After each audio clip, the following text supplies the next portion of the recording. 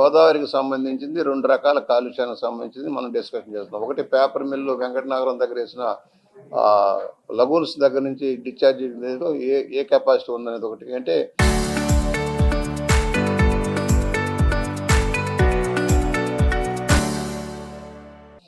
రాజమండ్రి ప్రాంతం నుంచి వచ్చే మురుగంతా కూడా ఈస్టర్న్ డెల్టాలో కలవడం సరైనది కాదు. దాని మార్పు కోసం ఒక సమగ్రమైన ప్రణాళిక తయారు చేస్తా ఉన్నాం.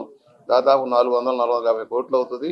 ఏదైనా శుద్ధి చేసిన మురుగునీరు మాత్రమే ధవళేశ్వరం బ్యారేజ్ డౌన్ స్ట్రీమ్కి తీసుకెళ్లాలని ప్లాన్ చేస్తున్నాం. గవర్నమెంట్ ఆఫ్ ఇండియాకి ఫోన్ చేసి రాష్ట్ర ప్రభుత్వం దాని మీద వర్కౌట్ చేయాలని నిర్ణయం జరిగింది. కలెక్టర్ గారు నిన్న అధికారులందరికీ ఆదేశాలు ఇచ్చారు. వర్కౌట్ జరుగుతుంది స్పీడ్గా. ఎందుకంటే ఈ పుష్కరాల కార్యక్రమమే కాదు, శాశ్వతమైన మురుగునీటి పారుదల వ్యవస్థ ఉండాలనేది ఆలోచన. ఎస్టీపీ ప్లాంట్లు ఒక 3-4 వేరియస్ ప్రాంతాల్లో కట్టి అసలు మురుగు అనేది లేకుండా చేయటం. రెండవది, వర్షాకాలంలో అనేక చోట్ల ముంపుకు గురవుతున్న నగరాన్ని సరిదిద్దడం కోసం కూడా ఈ స్కీమ్ ఉంది. ఎక్కడెక్కడైతే నీరు ఎక్కువగా వర్షం కురిసినప్పుడు నిలబడుతున్నాయి అవన్నీ లేకుండా చేయడం కోసం ఒక కార్యాచరణ తయారైంది. దాని మీద వర్కౌట్ చేస్తున్నాం. దానికి సంబంధించి 1-2 ఇరిగేషన్ అధికారులు కోరింది ఒకటే, మీ భూములు ఉన్నాయి, విలువైన భూములన్నీ ఆక్రమిస్తూ ఉన్నారు, ఎవరెవరో పట్టాలు లేకుండా ఇల్లు కట్టుతూ ఉన్నారు, ప్రాజెక్టులకు అడ్డుపడుతూ ఉన్నారు. ఎస్టీపీకి గతంలో ఎస్టీపీ 10 MLD ప్లాంట్ అప్పుడు అడ్డుపడ్డారు. ఇప్పుడు 18 MLD ప్లాంట్ కట్టాల్సిన పరిస్థితి ఉంది. దానికి అడ్డుపడద్దని రిక్వెస్ట్ చేసాం. అలాగే జల్ జీవన్ మిషన్లో దాదాపు 3,000 కోట్ల రూపాయల ప్రాజెక్టు నడుస్తుంది మన ఏరియాలో. దానికి భూమి 12 ఎకరాలు కేటాయిస్తే కొంతమంది మాకు ఇళ్ల స్థలాలకంటూ వెళ్ళారు. పబ్లిక్ రాష్ట్రం జిల్లాలోనే అనేక లక్షల మందికి ఉపయోగపడే ప్రాజెక్టును ఆపొద్దు, దానికి కూడా క్లియరెన్స్ ఇవ్వమని అధికారులను కోరటం జరుగుతూ ఉంది. వాళ్ళ కోర్టుకు వెళ్ళారు. మాకు సొసైటీ ఏర్పాటు చేసుకున్నా మాకు ఇళ్ల స్థలాలు మాకు ఇవ్వాలి, ఇది ప్రాజెక్ట్ వద్దని చెప్పి కోర్టుకు వెళ్ళారు. తాత్కాలిక ఇంజక్షన్ వచ్చింది, దాని మీద వర్కౌట్ చేస్తున్నారు. సొసైటీ పేరుతో వెళ్ళారు కొంతమంది ఎంప్లాయీస్, కానీ సొసైటీ వాళ్ళు వెళ్ళారండి. దాంట్లో ఎంప్లాయీస్ కూడా ఉండాలి.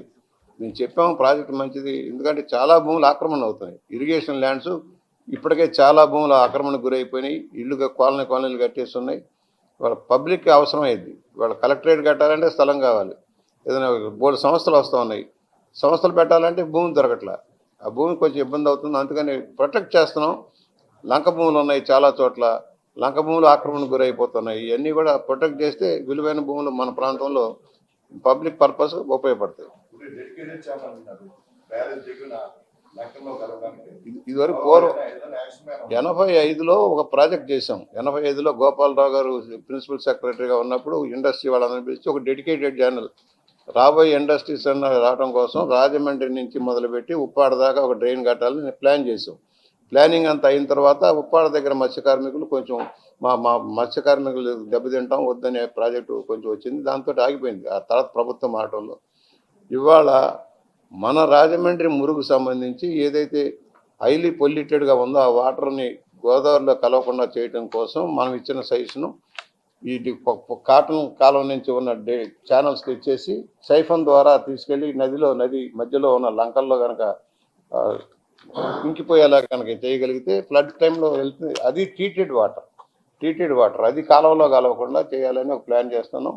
దుర్గేష్ గారు మేమంతా కూడా మాట్లాడాం, కలెక్టర్ గారు అంతా కూడా దాని మీద ఎక్సర్సైజ్ జరుగుతుంది.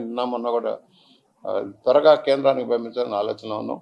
అట్లీస్ట్ ఇక్కడ దాకన్నా అసలు డెడికేటెడ్ ఛానల్ రావాలి. బరోడా ఛానల్ లాగా బరోడా ఛానల్ అని పెట్టారు గుజరాత్లో. దానివల్ల చాలా ఇండస్ట్రీస్ వచ్చాయి అక్కడ. మన దగ్గర కూడా ఒక డెడికేటెడ్ ఛానల్ అప్పుడు సముద్రం దాకా వెళ్ళాల్సిన అవసరం ఉంటుంది ఇన్ ఫ్యూచర్ కూడా.